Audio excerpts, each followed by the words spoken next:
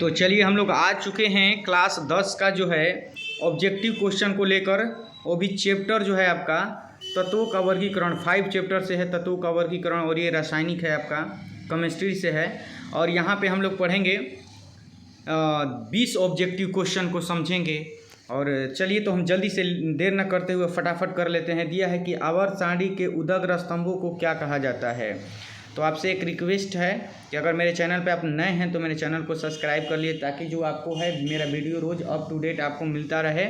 तो हम चलते हैं क्वेश्चन पे कि आवर्त सारणी के उदग्र स्तंभों को क्या कहते हैं। तो इसका जो आंसर हो जाएगा आपका क्या हो जाएगा, ए वर्ग कहते हैं। आवर्त सारणी के उदग्र स्तंभों को क्या कहते हैं हम लोग, वर्ग कहते हैं। क्या कहते हैं हम लोग, वर्ग कहते हैं। ठीक है, ये आपका आंसर हो जाएगा।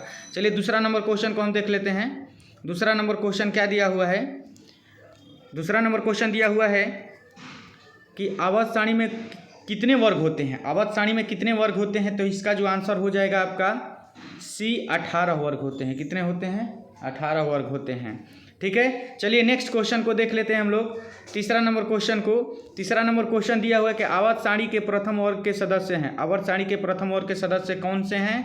तो आपका जो हो जाएगा तीसरा का आंसर जो हो जाएगा बी, क्षारीय धातु। आवर्त सारणी के प्रथम वर्ग है कौन, क्षारीय धातु। चलिए चौथा नंबर क्वेश्चन को हम लोग देख लेते हैं। चौथा नंबर क्वेश्चन दिया हुआ है कि आवर्त सारणी में कितने आवर्त हैं। आवर्त सारणी में कितने आवर्त होते हैं। तो चौथा नंबर क्वेश्चन का आपका जो आंसर हो जाएगा सी, 7 आवर्त हैं। कितने आवर्त हैं, तो 7। 5 नंबर क्वेश्चन को देख लेते हैं। 5 नंबर क्वेश्चन जो दिया हुआ है, मेंडलीफ आवर्त सारणी में कितने वर्ग होते हैं। मेंडलीफ आवर्त सारणी में कुल कितने वर्ग होते हैं। तो 5वां नंबर का आपका जो आंसर हो जाएगा वो डी हो जाएगा, 9। मेंडलीफ आवर्त सारणी में कुल कितने वर्ग हैं, तो 9। चलिए छठवां नंबर क्वेश्चन को देख लेते हैं। छठवां नंबर क्वेश्चन दिया है कि आवर्त सारणी में शून्य समूह का तत्व है। आवर्त सारणी में शून्य समूह का तत्व है। तो आपका जो छठवां नंबर का आंसर हो जाएगा बी, हीलियम। शून्य समूह का तत्व कौन सा है, हीलियम। चलिए 7 नंबर क्वेश्चन को देख लेते हैं। 7 नंबर क्वेश्चन दिया हुआ है कि मीथेन में कितने सहसंयोजक बंधक होते हैं। मीथेन में कितने सहसंयोजक बंधन होते हैं। तो 7वां को जो आपका आंसर हो जाएगा वो बी हो जाएगा, 4। कितने मीथेन में कितने सहसंयोजक बंधन होते हैं, तो 4 होते हैं। चलिए 8 नंबर क्वेश्चन को देख लेते हैं। 8 नंबर क्वेश्चन दिया हुआ है कि आधुनिक आवर्त सारणी में कितने वर्ग और आवर्त होते हैं। आधुनिक आवर्त सारणी में कितने वर्ग और आवर्त होते हैं। तो 8 नंबर का आपका जो आंसर हो जाएगा 18 गो वर्ग होता है और 9 गो आवर्त होता है। ए ऑप्शन नंबर सही है आपका, 18 वर्ग और 9 आवर्त। चलिए हम लोग 9 नंबर क्वेश्चन को देख लेते हैं। 9 नंबर क्वेश्चन दिया हुआ है कि आधुनिक आवर्त सारणी में कितने आवर्त और कितने समूह होते हैं।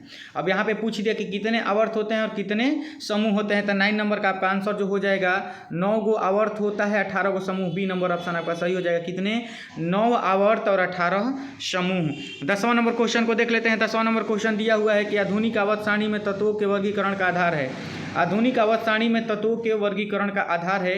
तो 10वां का जो आपका आंसर हो जाएगा वो हो जाएगा डी। आपका जो हो जाएगा वो आंसर 10वां का क्या हो जाएगा, डी, परमाणु संख्या। परमाणु संख्या। आधुनिक आवर्त सारणी में तत्वों के वर्गीकरण का आधार क्या है, तो परमाणु संख्या।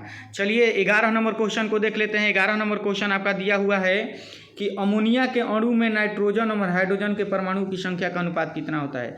अमोनिया के अणु में नाइट्रोजन और हाइड्रोजन दोनों का यानी परमाणु की संख्या का अनुपात कितना होता है। 11 नंबर का आपका आंसर जो हो जाएगा सी, 1:3।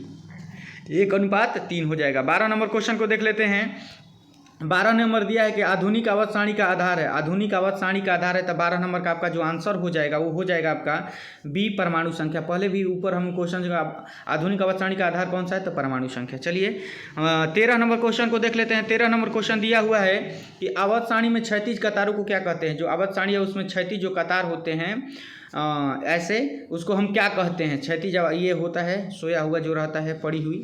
तो इसमें आवर्त सारणी में क्षैतिज कतारों को क्या कहते हैं। तो आपका जो आंसर हो जाएगा वो क्या हो जाएगा, 13 नंबर क्वेश्चन, ओहो, आपका जो हो जाएगा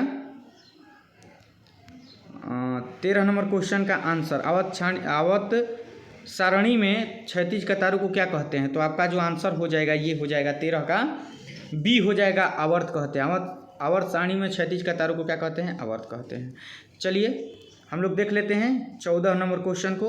14 नंबर क्वेश्चन बोल रहा है कि लोहे की परमाणुओं की संख्या है। लोहे की परमाणुओं की संख्या कितनी होती हैं।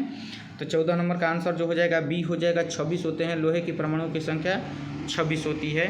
15 नंबर क्वेश्चन को देख लेते हैं। 15 नंबर क्वेश्चन दिया हुआ है कि आधुनिक आवर्त सारणी में वर्गों की संख्या होती है, वर्गों की संख्या कितनी होती है?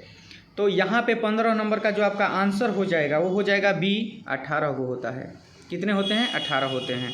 चलिए 16 नंबर क्वेश्चन को देख लेते हैं। 16 नंबर क्वेश्चन दिया हुआ है कि आधुनिक आवर्त सारणी में आज तक ज्ञात तत्व कितने हैं? आधुनिक आवर्त सारणी में आज तक ज्ञात तत्व कितने हैं? तो 16 नंबर का आपका जो आंसर हो जाएगा वो हो जाएगा 114, बी ऑप्शन नंबर 114। आवर्त सारणी में आज तक ज्ञात तत्व कितने हैं? तो 114। चलिए 17 नंबर क्वेश्चन को देख लेते हैं। 17 नंबर क्वेश्चन दिया हुआ है कि मेंडलीफ आवर्त सारणी में तत्वों के वर्गीकरण का आधार था।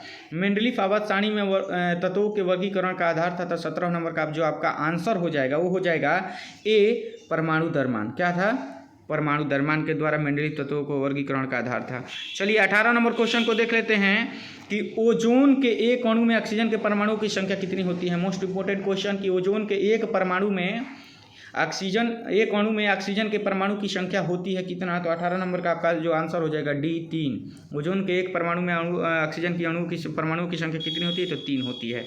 19 नंबर क्वेश्चन दे रहा है कि आवर्त सारणी में कितने आवर्त होते हैं? कितने आवर्त होते हैं? 19 में आवर्त सारणी में कितने आवर्त होते हैं? तो 19 नंबर का जो आपका आंसर हो जाएगा वो सी हो जाएगा, 7 होते हैं। चलिए नेक्स्ट क्वेश्चन को देख लेते हैं। 20 लास्ट क्वेश्चन है हमारा। 20 क्वेश्चन है दिया है कि हीलियम कैसा तत्व है?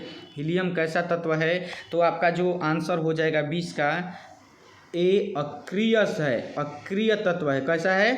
अक्रिय तत्व। तो चलिए मिलते हैं नेक्स्ट वीडियो में, तब तक के लिए धन्यवाद।